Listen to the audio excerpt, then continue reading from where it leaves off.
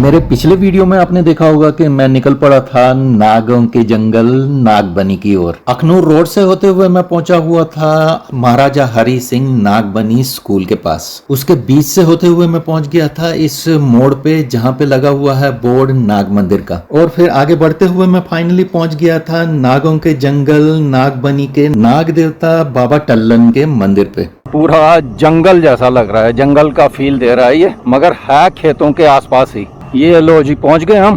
तो वो मंदिर मैं पार्क कर देता हूँ इसको और फिर चलता हूँ वहाँ पे। ये मैंने यहाँ पे अपना एक्टिवा लगा दिया है और आपको यहाँ की झलक दिखाता हूँ मैं। ये देखिए एकदम जंगल जैसा लग रहा है, वहाँ पे मंदिर है और ये और जंगल जंगल ही है।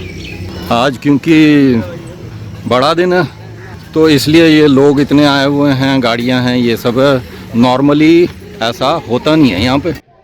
अभी मंदिर पे ज़्यादा भीड़ है तो थोड़ा सा इधर को हो लेते हैं। यहाँ पे कुछ बाम्बी है वो पहले देख लेते हैं, फिर चलते हैं वहाँ पे। तब तक शायद भीड़ भी छट जाएगी।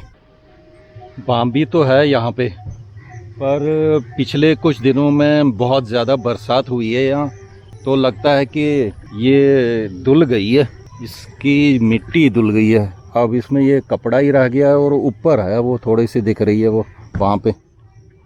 तो ये बाम्बी है, यहाँ पे भी लोग पूजा करते हैं। यहाँ पे तो दिखाने के लिए कुछ रहा नहीं खास। उधर की ओर चले, थोड़ा सा उधर से भी हो लेते हैं। इसी बीच सपोर्ट भी कीजिएगा मेरे चैनल को सब्सक्राइब करके और बाकी सब करके।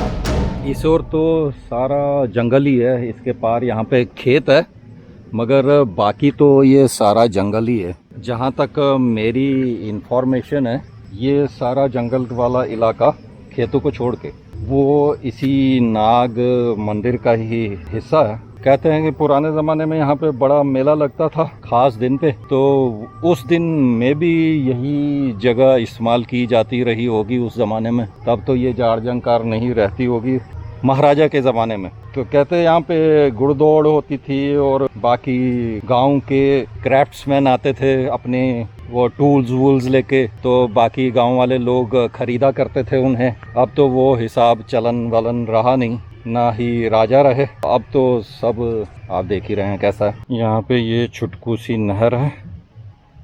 ये आगे हम वापस मंदिर के पास।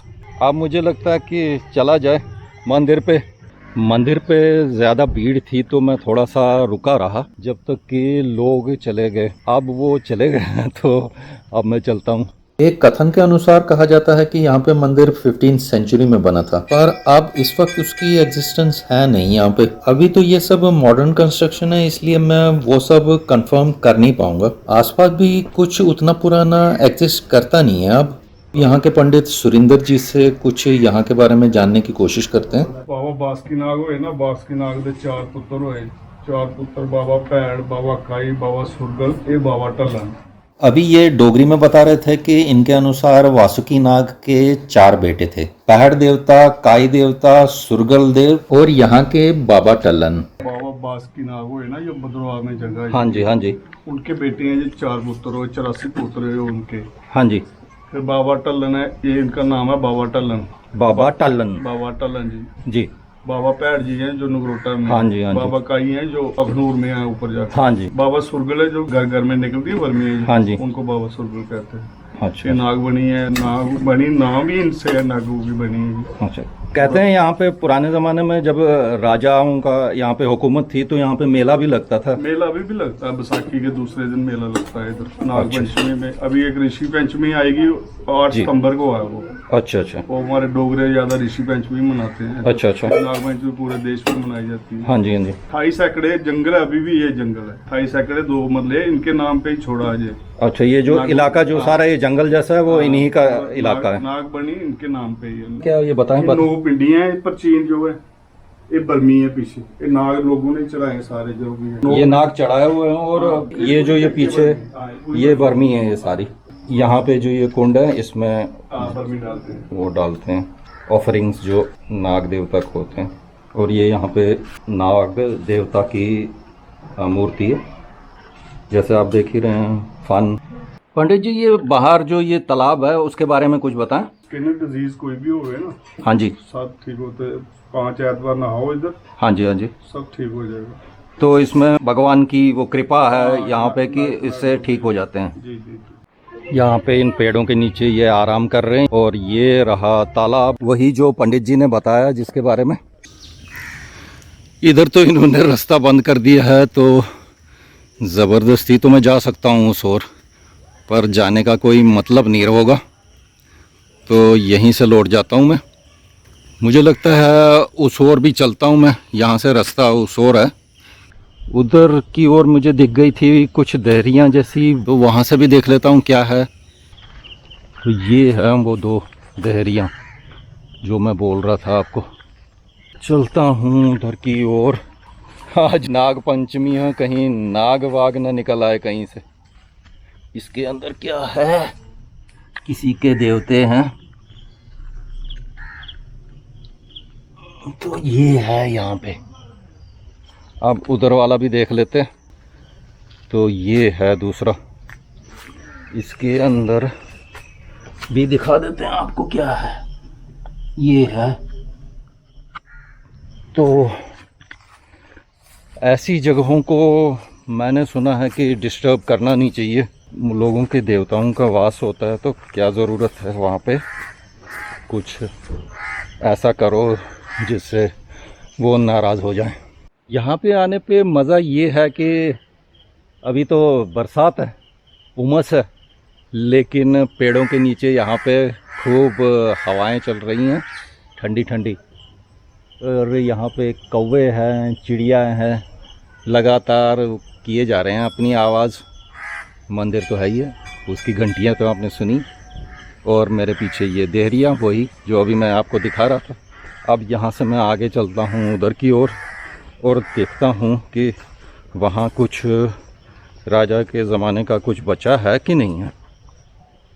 यहाँ पे मुझे कुछ पुराना तो दिख गया, पर कुछ शेड जैसा है ये। कहा जाता है कि यहाँ पे महाराजा हरि सिंह जी की छावनी हुआ करती थी, मिलिट्री वाले यहाँ पे रहते थे। और किसी ने मुझे बताया कि ये शेड्स उनके अस्तबल हुआ करते थे। अभी तो अंदर सब खाली ही है। अस्तबल की बात तो मैं कंफर्म नहीं कर सकता, पर लगता है कि यहाँ के कुछ लोगों का यही मानना है। आगे एक और शेड जैसी बिल्डिंग है, वो भी देख लेते हैं।